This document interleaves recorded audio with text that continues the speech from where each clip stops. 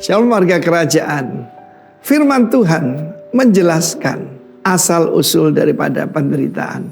Seperti saya sampaikan pada minggu yang lalu, ya, Tuhan tidak pernah merencanakan penderitaan, stres, apalagi juga sampai kematian. Tuhan merencanakan manusia untuk hidup kekal seperti Dia. Di dalam Mazmur 73 dimulai dengan satu ayat yang paling masuk akal. Sesungguhnya Allah itu baik bagi mereka yang tulus hatinya, bagi mereka yang bersih hatinya. Tentu saja saudara, ya.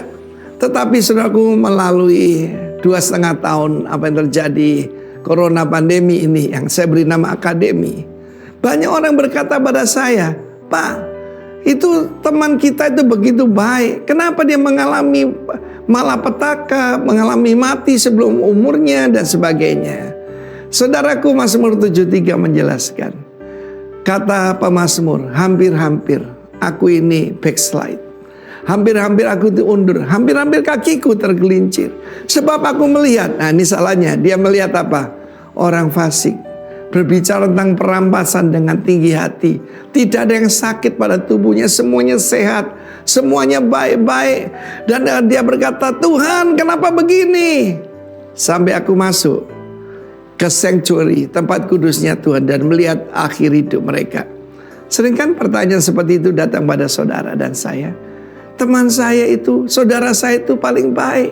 Ada seorang ibu telepon saya sambil menangis. Adiknya yang paling cinta Tuhan, tulus hati, itu meninggal di rumah sakit umum pusat. Saya tidak sebut kota yang mana. Karena apa? Saudara, dehidrasi. Tidak ada yang kasih dia air. Tetapi kakaknya yang hidupnya nggak karu-karuan malah survive. Saya bilang, adikmu pasti selamat, tapi kakakmu diberi kesempatan bertobat oleh Tuhan.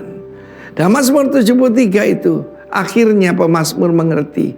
Aku melihat akhir hidup mereka, bagaimana mereka berjalan di jalan yang licin. Tadinya pemazmur hampir tergelincir. Hati-hati saudaraku. Karena itu saya sering menyanyikan Turn your eyes upon Jesus. Amen. Arahkan pandangan matamu kepada Tuhan Yesus. Dan kalau kita arahkan pandangan pada Dia, pertama-tama kita akan mengerti.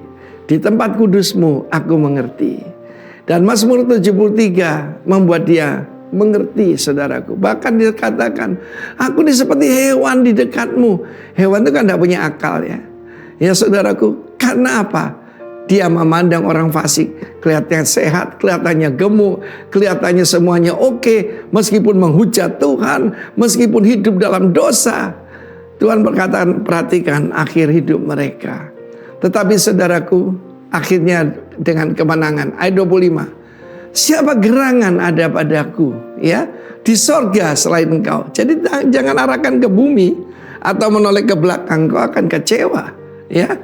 Dan dia berkata, saudaraku, pemazmur berkata, bagaimana tidak ada yang kuingini di bumi selain engkau. Mau hidup yang penuh dengan kepuasan, fulfillment, yaitu cuma Tuhan. Dan dia sekalipun dagingku dan hatiku, my heart, ya, habis lenyap, gunung batuku dan bagianku, warisanku, tetaplah Allah untuk selama-lamanya.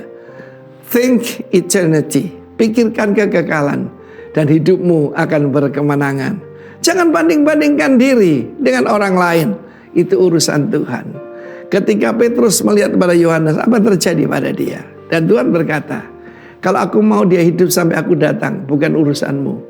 Urusanmu ikut aku. Your business, your duty, follow me. Saudaraku, bersukacitalah dalam Tuhan. God bless you, warga kerajaan. Amin.